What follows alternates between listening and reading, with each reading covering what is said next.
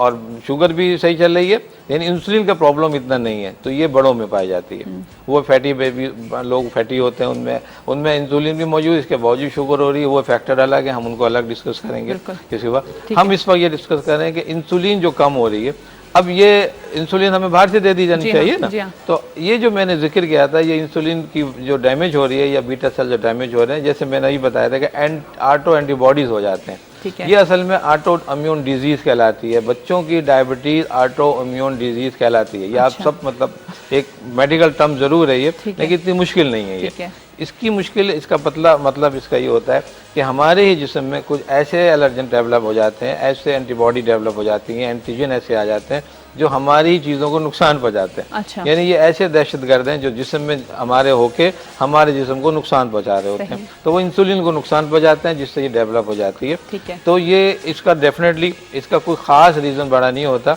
यानी ये नहीं कि कोई 16 आम में से एक तो इन्फेक्शन हो जाता है, हम इन्फेक्शन को क्लियर कर दें, लेकिन जब ये सिस्टम वाला जो डिस्टर्ब हो जाता है तो ये पूरी लाइफ में डेवलप नहीं हो पाता।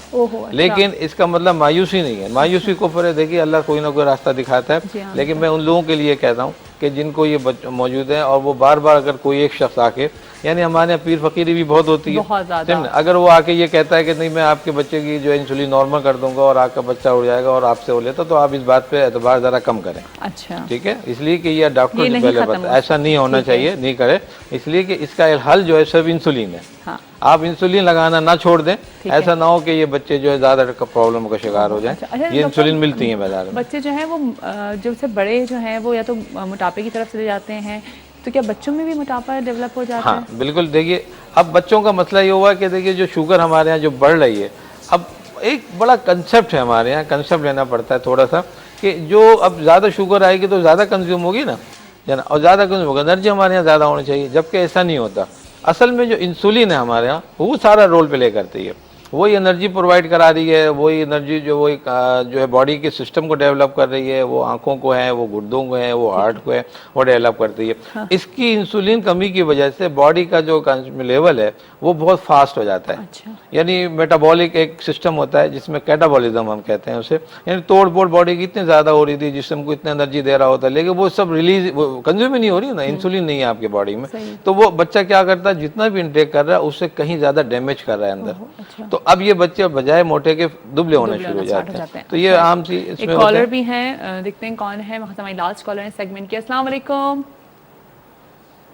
हेलो हेलो जी, अस्सलाम वालेकुम। हेलो, ओ लाइन ड्रॉप हो गई है, लाइन ड्रॉप हो गई है। चलिए ठीक है जी, हमें जाना है इस वक्त ब्रेक पे। ब्रेक के बाद जब वापस आएंगे तो डॉक्टर साहब हमारे साथ होंगे, हमारे साथ ही रहिएगा सुबह बखैर वाइब के साथ में।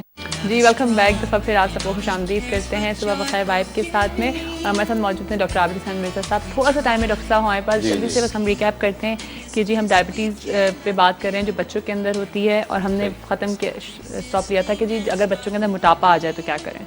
सही, बिल्कुल सही है। डायबिटीज़ के हवाले से जैसे मैंने जिक्र किया कि ये बच्चे जो होते हैं ओबीस नहीं होते, यानी मोटे नहीं होते, ये इसकी वजह ये होती है कि इनको एनर्जी तो जाते हैं कुछ नहीं, डायबिटीज का कोई बच्चा नहीं होता। अच्छा। मोटा कोई भी नहीं होता, और अगर वो जो भी उसकी नॉर्मल हेल्थ है, अगर बीमारी स्टार्टिंग में हुई है तो हमें फैटी नज़र आते हैं, लेकिन ग्रेजुअल वो जो है वो कम, वजन कम होता चला जाता है। इसकी वजह है कि उसकी एनर्जी, उसको जो यूटिलाइजेशन सही नहीं हो रहा, इंसुलिन की डेफिशिएंसी की वजह से। मैंने बताया कि ऑटोइम्यून डिजीज़ है, इन्फेक्शन हो जाते हैं, कुछ चीज़ें डैमेज हैं, ट्रामा है, चोटें लग जाती हैं कुछ चीज़ों को, कुछ और डेंजरस कंडीशन भी इनमें आ जाती हैं, दूसरी चीज़ें, उसकी जो ऑर्गन जो डेवलप कर रहा है उसकी अपनी बीमारियाँ आ जाती हैं। हमें ये सब देखना चाहिए, इन बच्चों की डाइट क्या होना चाहिए। सबसे इम्पोर्टेंट पॉइंट जो है वो उनका डाइट का, इन बच्चों का डाइट का जो भी होगा वो शुगर फ्री डाइट ली जाती है।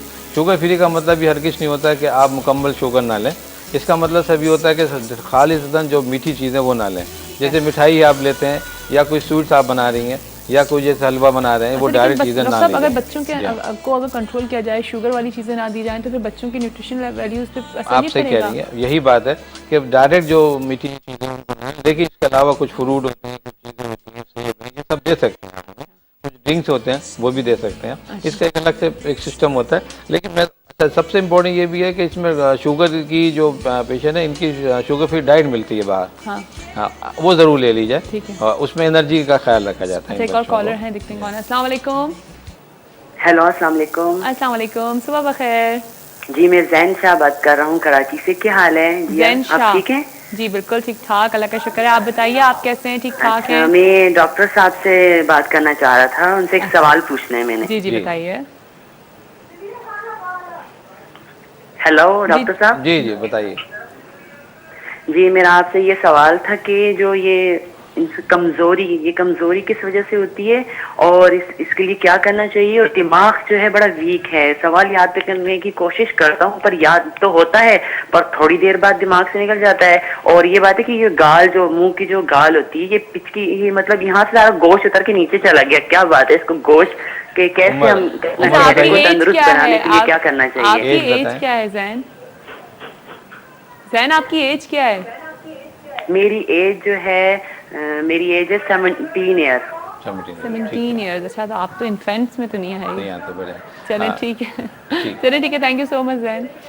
और एक और बात, ये आज म्यूजिकल अंकल जो है वो आए भी नहीं है, मुझे सॉन्ग सुनना था एक।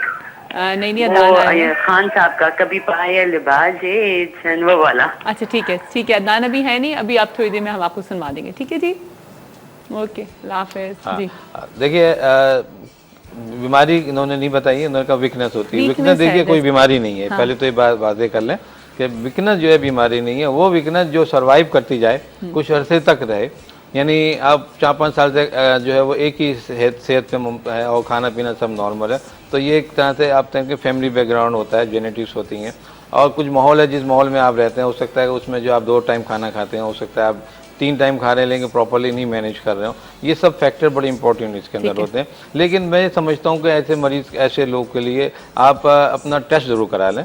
कोई बीमारियां, जैसे मैंने बताया कि शुगर ही है, शुगर में लोग कमज़ोर होते हैं। अब वो समझ रहे कि शायद मैं कमज़ोर वैसे ही हो रहा हूँ, लेकिन आप शुगर डिटेक्ट करें।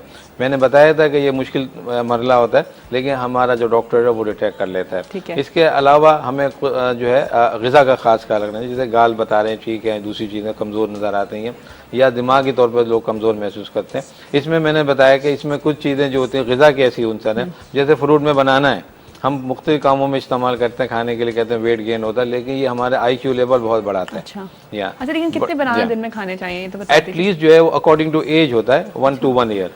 अच्छा हाँ, तो यानी अगर आप 1 साल का बच्चा है तो वो तकरीबन हम उसको 1 तो नहीं 2 तक कर लें। अच्छा। हाँ, लेकिन इसके बाद अब 1 to 1 लेकिन रेशियो डॉक्टर हम साहब, लेते आपको हैं। 10 साल का बच्चा है तो क्या वो फिर 20 बनाना सिखाएगा? हाँ, मतलब ये कि रेशियो जैसे एज का होता है, 5 साल के बाद हम डिफरेंट कर देते हैं, ठीक है। इस तरह से ग्रेजुअल हो जाता है। लेकिन उसने 10 है तो हाफ जरूर खाएंगे। अच्छा 10 बनाना एक दिन में? 10 नहीं, हाफ, मतलब हाँ, 10 साल है तो पाँच 5 खा ले लेगा, लें, ठीक आप है। वो ले लें। अच्छा, एक कॉलर है, लास्ट कॉलर है हमारे शो के, फिर हमें वाइंड अप करना है। अस्सलाम वालेकुम। हेलो हेलो, हेलो, अस्सलाम वालेकुम, सुबह बखैर। मेरे ख्याल से मेरी आवाज आपको नहीं आ रही। हेलो, जी जी, आपकी आवाज़ हमें ज़रूर आ रही है। कैसे हैं आप? अच्छा आपकी मुझे नहीं आ रही। मैं आपको एक छोटी सी मैं आतिफ हुसैन बात कर रहा हूँ।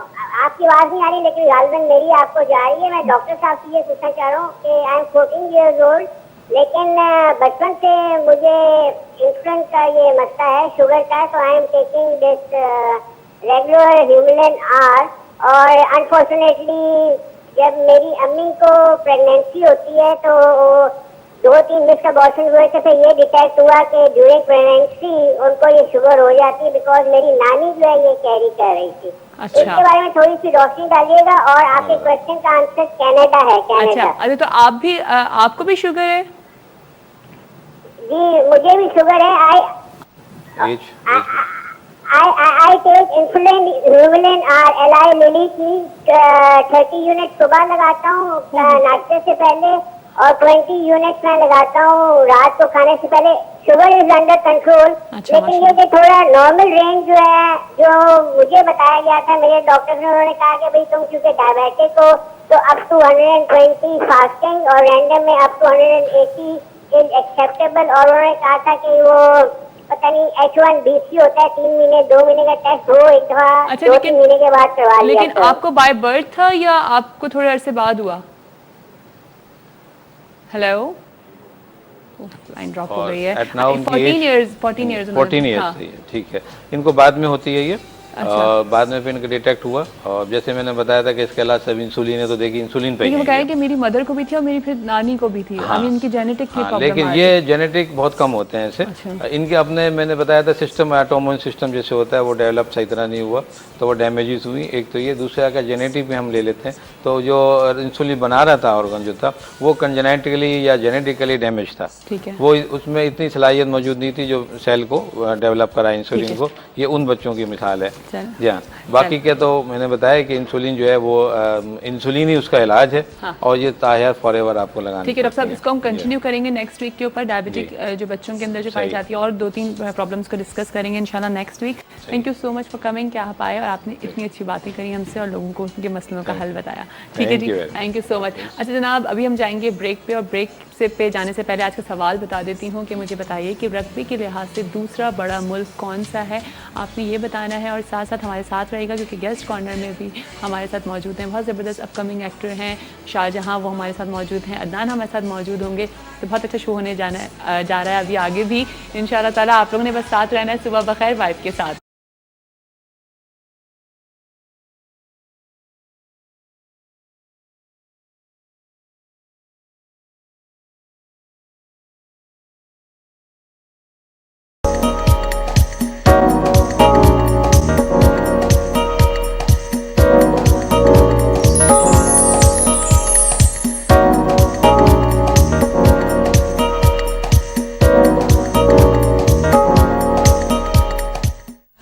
जी वेलकम बैक।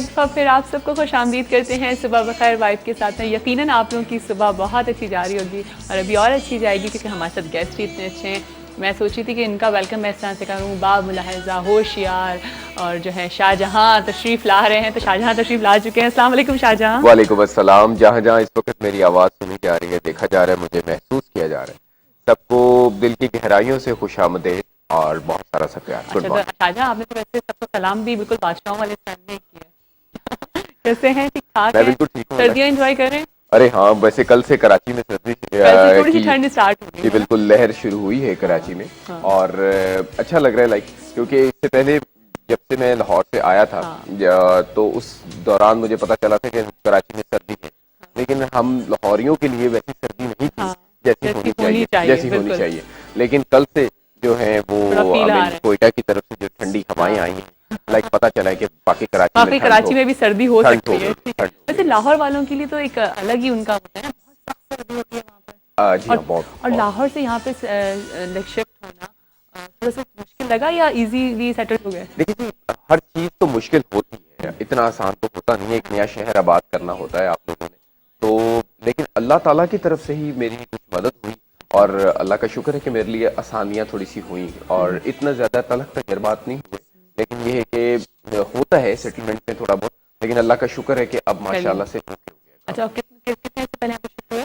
मुझे जी आज तकरीबन 3 माह हो गए हैं। वैसे मैं लास्ट ईयर आया था सीरियल करने, तो उस दौरान मेरी शिफ्टिंग की बात चल रही थी, लेकिन उस दौरान ऐसा मैं सीरियस नहीं हो सका क्योंकि लाहौर में भी कुछ प्रोजेक्ट्स हैं जिनको मैं मैनेज नहीं कर पा रहा था। तो फिर मुझे वापस वहीं पे जाना पड़ा अपने घर की तरफ। लेकिन अब ये है कि अब मैं वापस आ गया हूँ, तो अब कराची में सेटल हो। हाँ माशाल्लाह से कराची के बहुत सारे आर्टिस्टों ने मुझे बहुत अच्छे तरीके से वेलकम किया है और मैं बड़े दिल की गहराइयों से। अच्छा, यहाँ पे ये जरूर पूछूंगी कि ये कोई कंपटीशन तो नहीं है ना कि जी लाहौर वाला है तो अगर वो कराची, आप बताएं, आप इस इंडस्ट्री से हैं, कहते हैं कि बड़ी फाइटिंग होती है अंदर, लोग काटते हैं एक दूसरे को। लेकिन जी हर जो सेक्शन होता है हर बिजनेस में, जहाँ पे भी आप चले जाएं, आपको कहीं ना कहीं कुछ ना कुछ मिलता है। अच्छा। जिसमें आप पॉजिटिव भी नेगेटिव भी, इंसान अपना माहौल खुद बनाता है और मेरे ख्याल से आप अच्छे हो तो आपके लिए सभी अच्छे हैं। बिल्कुल। आप उनकी नेगेटिविटी को ना नोट करो, आप उनकी पॉजिटिविटी को नोट करो, डेफिनेटली आप आगे से आगे आहिस्ता आहिस्ता कामयाब हो। सही, बहुत अच्छी बात है। अच्छा ये बताओ, शाहजहां नाम किसने रखा था? ये क्या पर्सनालिटी भी बिल्कुल वैसी है और माशाल्लाह अल्लाह ताला की देन है। हाँ, तो किस तरह से किसने नाम रखा और क्या सोच के नाम रखा था? यार डेफिनेटली जब आप पैदा होते हो तो माँ बाप ही सोचते हैं। और मेरे माँ बाप की ये अंडरस्टैंडिंग थी कि इस मामले में कि हमने नाम जो है वो शाहजहां रखना है। और उन्होंने मेरा नाम शाहजहां रखा, लेकिन आज जाके पता चलता है कि वाकई ये नाम बहुत यूनिक है। और आपके तो निक भी है ना, वो क्या सनी और लेकिन बहुत सारे से नाम है क्योंकि कराची में मुझे लोग सज्जू के नाम से कहते हैं अच्छा। और लाहौर में मुझे सनी के नाम से कहते हैं, लेकिन ये है कि मुझे अच्छा लगता है जिस लेकिन नाम पता है से। क्या लोग क्या करते हैं, अगर उनका थोड़ा सा बड़ा नाम होता है तो वो अपनी फील्ड के लिए अपना कोई शॉर्ट फॉर्म निकाल लेते हैं, तो आपने ऐसा कुछ नहीं किया? नहीं, ऐसा सच नहीं, जो मुझे प्यार से बुलाते हैं जिस तरह भी बुलाते हैं वो कहते हैं यार कि आपका नाम थोड़ा सा है